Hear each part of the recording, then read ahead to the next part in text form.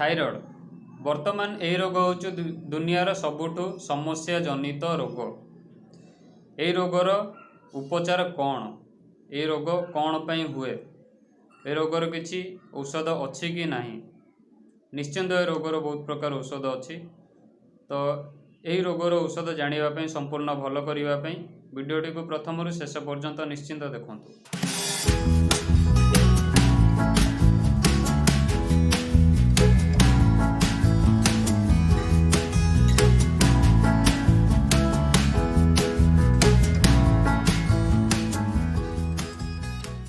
Thyroid जोटा कि आमर गलार गोटे सेप टाइप रो थाए, तार आम बॉडी रे जहाँ भी कार्य होची से थायरॉइड द्वारा ही से सेप द्वारा ही आमर बॉडी रो सब फंक्शन होता है।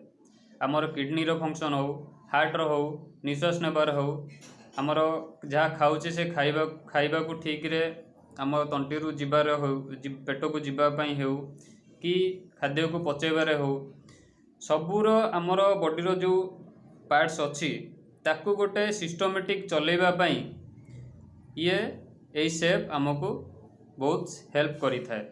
तो ये होची आमर बॉडीर सबुठु मेन अंग।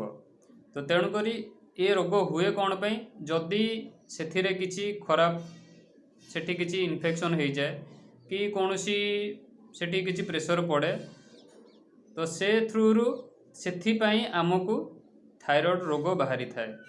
तो यहीटा मैक्सिमम जगह लोकों पाखे बॉडी थंडा देह जो मानकर अच्छी से मानकर थायरॉइड होता है। तो थंडा देह जो मानकर थाए तांकर इन्फेक्शन प्रोब्लेम बहुत थाए। तो तेणुकरी तांकर थायरॉइड रोग बेसी बाहरी थाए। थायरॉइड प्रोब्लेम गोटे एमित रोग जहाँकि सबू मैक्सिमम लोकों देहर वर्तमान देखा जाउची। तो यही रोगटा को संपूर्ण भल करने भी बहुत कष्ट होची। जार भी ऑपरेशन होची, थरे दुई थर तीन थर एमती ऑपरेशन होची, हेला परे मध्य लाइफ टाइम थायरॉइड पे हमको मेडिसिन मध्य खाइबा को पड़ुची। किंतु ए थायरॉइड केमिति संपूर्ण भावे भल हेबो, यार संपूर्ण उपचार कौन? तो एथिपाई बहुत मेडिसिन मध्य अच्छी। तो जोटा मु आपनको वर्तमान कहबी सेटा को किछि दिन आपण कंटिन्यू कला परे यही थायरॉइड रोगटी आपण देहरु संपूर्ण भावे भल हो, मु यार ग्यारंटी देवी। तो आसंतु देखिबा हमर मेडिसिन सब कौन। तो आमर प्रथम मेडिसिन देखिबा, प्रथम मेडिसिन ना होची नोनी। तो ये नोनी रो काम कौन?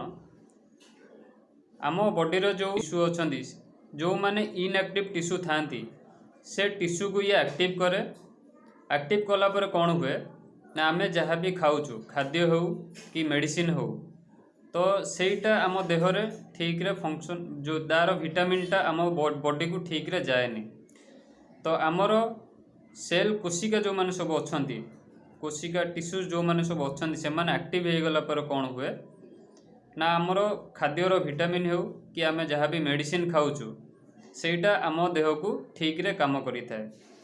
तो नोनीर काम होचे या कि आमर टिश्यूज गोरा को आमर जो माने इनएक्टिव टिश्यू अच्छी से सी एक्टिव करे। यह एक्टिव कला परे आमे जहाँ भी खाइबा मेडिसिन हो कि जेकोसी खाद्य आमे खाइबा सेटा आम बॉडी को ठीक रे काम करिवो। तो नोनीर काम होची प्रथम। सेकेंड प्रोडक्ट होची ज्ञानोडर्मा। ज्ञानोडर्मार काम कौन? ज्ञानोडर्मा आमर शरीर को गोटे एंटीवायरस टाइप रो काम करि थाए। माने जेमिति कंप्यूटर आमे एंटीवायरस की मोबाइल आमे गोटे एंटीवायरस पकेला परे मोबाइल आमे जानी नथिबा गोटे भाइरस से थाए, से एंटीवायरस ताको कौन करे ता भितर से खोजिकी से भाइरस टी को बाहर कर दे थाए। सेमती ज्ञानोडर्मार काम होला या कि आम बॉडी रे जेकोसी किछि आमे न जानिथिबा किछि यदि छोट रोग अच्छी आमे जानि पारुनु कि आमे डॉक्टर पाखु जाऊँ, डॉक्टर से रोगटी कौन जानी पारुना कि से ठीक रोगर ठीक उपचार किछि करि पारुना। तो ये ताकू कौन करे आम बॉडी भितर जहाँ भी किछि रोग अच्छी से रोग को से एंटीवायरस टाइप रो खोजे और से रोगटी को से सफा कर दे थाए। तो ज्ञानोडर्मार मूल काम होची गोटे एंटीवायरस टाइप रो आम बॉडी रे काम करे।